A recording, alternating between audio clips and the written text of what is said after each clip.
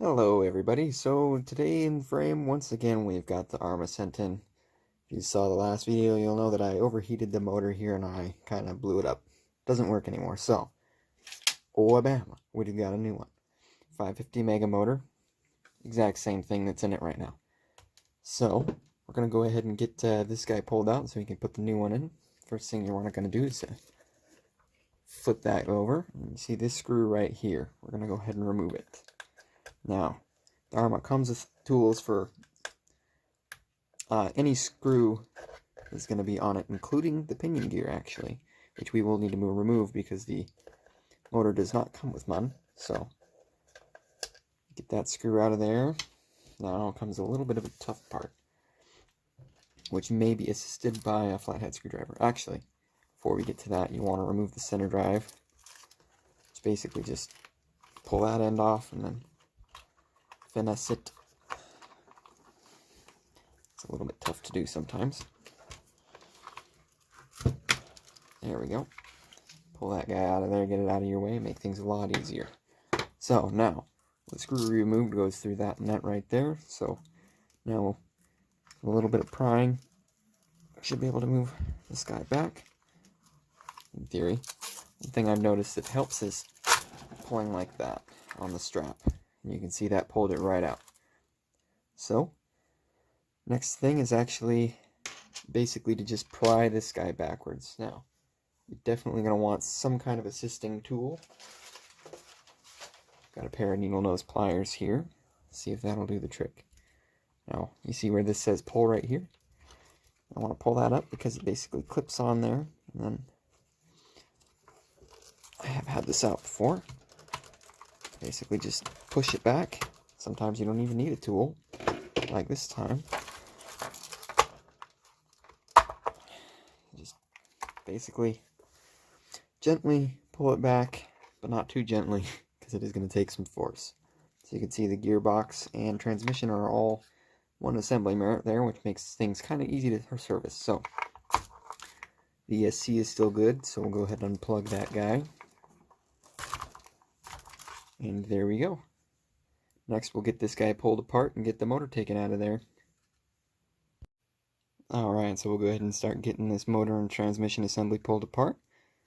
First thing you need to do is 3 screws on this side, taking the big wrench that comes with the car. And this is pretty self-explanatory. You're going to want to probably use the long end of the wrench first to kind of break them free. Make sure you go the right direction, like I am not doing. And once you get them broken free, it's pretty easy to unscrew them from there. This is kind of a long process, so I'll come back to you once I get those all unscrewed.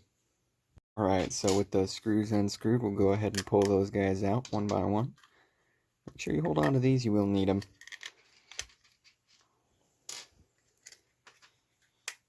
There we go, screws out. And we'll go ahead and pop this guy off here. Make sure you keep track of this bearing right here. It doesn't fall out or anything. Or if it does, you're definitely going to want it. So there you go. You can see the pinion, spur gear, and slipper clutch assembly right there. Go ahead and pop that slipper clutch out of there. Again, don't lose that guy. Now you see there's 2 more screws holding the motor in, which you'll need to unscrew as well. These guys are a bit shorter and they also have washers on them, so once you unscrew them, make sure you keep track of where those washers go. There's 1 screw loosened, 2 screws loosened, and what I would do here is just loosen these one by one until they're out of the motor, and then just drop the motor out the bottom. Make sure you keep track of those screws, don't drop them. There we go. The only thing left now is to get the small wrench in the set and loosen the pinion gear. So I've had this off already when I was inspecting things, so just when you're doing this, be careful with the torque because it is such a small screw you could strip it out pretty easily. One thing I would recommend is heating it up.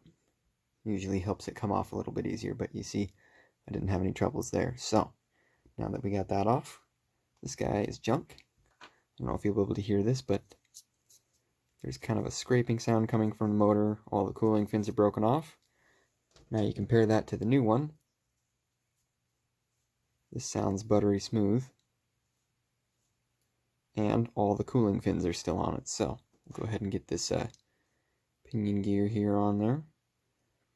Make sure that the actual set screw is going into the flats, onto the flat side. What I'm going to do is just kind of bring this down snug. I'm not going to tighten it super tight.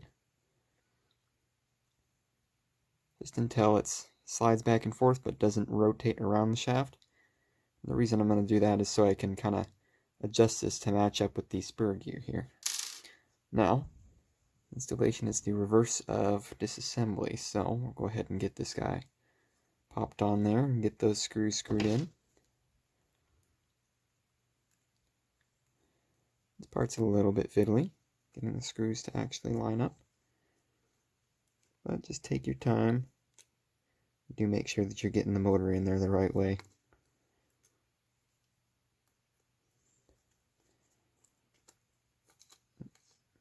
I almost had that. There we go.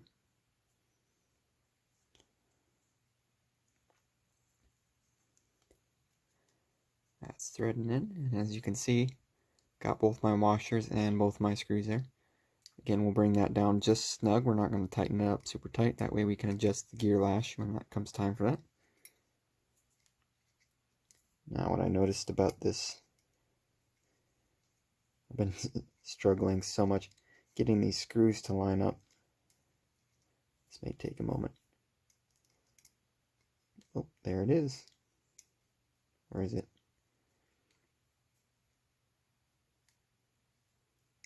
Indeed, threading in.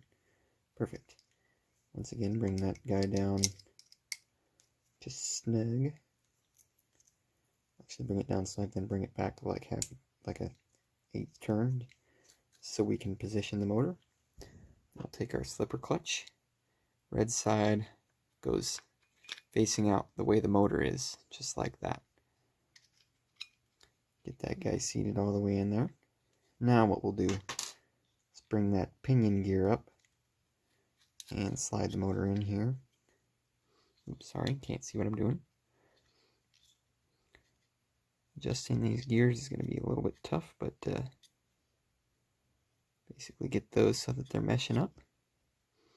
What you want to do is make sure that they line up pretty evenly, about like that, and hold some tension on where that pinion is with the motor.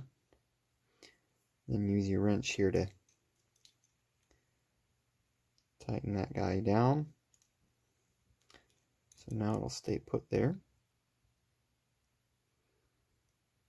Nice and tight. Could use some thread locker if you like. I'm not that worried about it, honestly. Looks like we're good.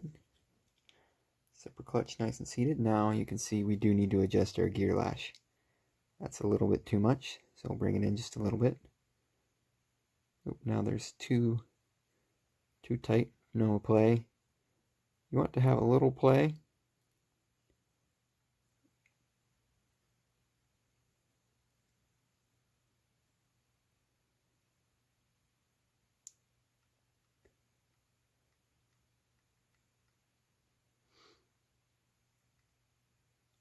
Probably about like that, where you can just see them starting to move. Now we'll grab our big wrench again.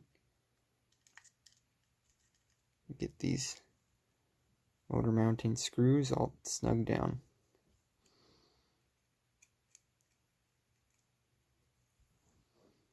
Get these nice and tight. Once those are tight, check your gear lash once more, holding the pinion steady.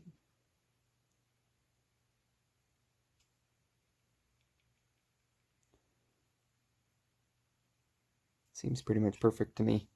Alright, we'll get that cover thrown back on there, and I'll see you when we're ready to pop this guy into the truck. Right, so we got the car back up on the table here. Transmission and new motor all ready to go back in. So, it's as simple as moving these wires out of the way here. Plopping this guy back down. And then lining those channels up there. Pushing it in until... Might be a little easier said than done. But Might need to roll it back and forth a little bit to get those diff to line up, but click. There you go. Now, plug these wires in, black to black here. Make sure we're doing it right. Black to black.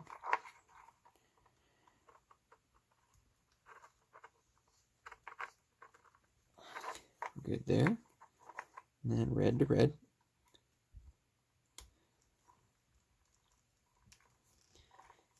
Alright, the only other thing to do is put this guy back in and the center drive shaft. So this guy, installation reverse assembly, or disassembly, slides back in there. Put that screw back in just a second. But, other than that, throw the center drive shaft in and we are good to go again. Alright, get back to you when we make sure, before anything else, that this guy is going to work for us. Alright, so as you just saw, we got everything put back together, and we're going to need a battery. So, this is an upgrade battery here, 2S 5000 milliamp battery. Now you're going to get better acceleration with the LiPo here, and a little bit, well, not even a little bit longer, but much longer runtime. So, this guy has an IC5 connector, and our ESC has an EC3, or an IC3. As you can see, those don't exactly fit together, so got Spectrum's connector here, adapter harness. Go ahead and give that guy a plug in, and it's on. Turn it off first. Then plug in the battery. Turn on our receiver, and then turn this guy back on. And as you can hear, everything's running good. We'll go ahead and lift this guy up off the bench. Give it forward. Give it reverse. Everything still turns. We're good to go. So we have successfully replaced the motor, and everything is good to go in the Arrma Senton. Again, this is an upgrade battery. Highly recommend. Thanks for watching, and until next time, have a good one. Alright, so here we are. We got the new motor installed there. So we're going to hook a battery up to it and make sure everything works alright. So here I've actually got an upgrade battery for this truck. It's a 2S LiPo, 5000 milliamps. With this, you get a little bit faster acceleration, and the big benefit is much longer runtime. So, before we go ahead and hook that guy up, there's two things we're going to notice here. We've got an IC3 on the ESC and an IC5 on the battery. Now, thankfully Spectrum makes an adapter for just that purpose. Go ahead and plug these guys in here. Alright, and we're good to go there. So, the other thing to do before you run on a LiPo battery is make sure that your ESC is set for LiPo mode. This one is actually not, and it just has some jumpers, so go ahead and switch a jumper right here, and we are ready to fly with a LiPo battery. Just the camera here so you guys can see that again. Alright, so first things first, make sure the transmitter's on. We got a red light, we're good to go.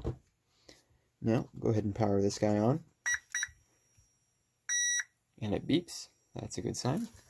So we'll go ahead and lift this guy up from the bench a little bit. Tap the forward throttle. Tap the reverse throttle, and looks like everything's good to go there. So we are ready to rip once again. Now, I do have a brushless system coming in the future for this. Probably in a month or two. So keep your eyes peeled for that. Making this thing go much faster. But until then, thanks for watching, and have a good one.